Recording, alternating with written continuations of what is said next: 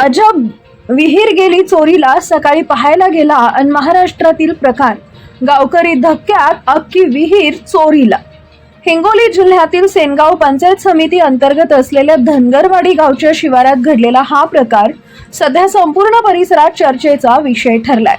शेतकरी रामचंद्र खडसे रोज प्रमाणे सकाळी शेतात गेले, पण तिथे जे समोर आलं त्यानं ते थेट रटकुंडीला आले.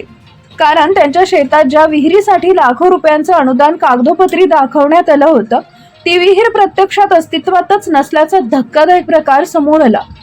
केंद्र शासनाच्या रोजगार हमी योजनेअंतर्गत शेतकऱ्यांना विहीर, गोठे, रस्ते यांसारख्या कामांसाठी मोठ्या प्रमाणात निधी दिला जातो. मात्र रामचंद्र खडसे यांच्या नावावर त्यांच्या शेतात विहीर तयार झाल्याची नोंद अधिकृत कागदपत्रांमध्ये असल्याचं समोर आलं. एवढंच नाही तर त्या विहिरीसाठी लाखो रुपयांचं अनुदान उचलल्याचा आरोप करण्यात आलाय. पण प्रत्यक्ष जागेवर गेल्यावर तिथं विहीर नसल्याचं दिसून आलं.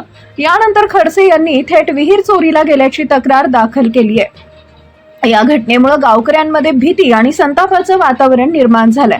शासकीय अधिकारी, कर्मचारी आणि स्थानिक एजंट यांच्या संगनमतातून मोठा भ्रष्टाचार झाल्याचा आरोप शेतकऱ्यानं केलाय. कष्ट करणाऱ्या बळीराजाच्या हक्कावर डल्ला कुणी मारला असा सवाल उपस्थित केला जातोय. कागदोपत्री विहीर तयार, निधी खर्च दाखवला, पण शेतात विहीरच नाही, हा प्रकार उघड झाल्यानंतर परिसरात एकच खळबळ उडाली. या प्रकरणाची माहिती मिळताच ठाकरेंच्या शिवसेनेचे जिल्हा प्रमुख संदेश देशमुख यांनी शिवसैनिकांसह थेट शेतात जाऊन पाहणी केली. त्यांनी चोरीला गेलेल्या विहिरीचा शोध घेण्याची मागणी केली असून दोषींवर तातडीनं कारवाई करण्याची मागणी केली आहे. शेतकरी रामचंद्र खडसे यांनीही अधिकाऱ्यांवर कठोर कारवाई करून न्याय मिळवून द्यावा अशी मागणी केली आहे. दरम्यान या गंभीर प्रकरणाची दखल घेत हिंगोलीचे जिल्हाधिकारी राहुल गुप्ता आणि जिल्हा परिषदेचे मुख्य कार्यकारी अधिकारी विवेक गायकवाड यांनी तातडीनं चौकशीचे आदेश दिले. वरिष्ठ अधिकाऱ्यांकडून अहवाल मागवण्यात आलाय. चौकशीनंतरच या प्रकरणातील खरी सत्यता समोर येणार आहे. अखेर प्रश्न एकच, विहीर खरोखरच चोरीला गेली का, की कागदोपत्रीच उभी राहिली?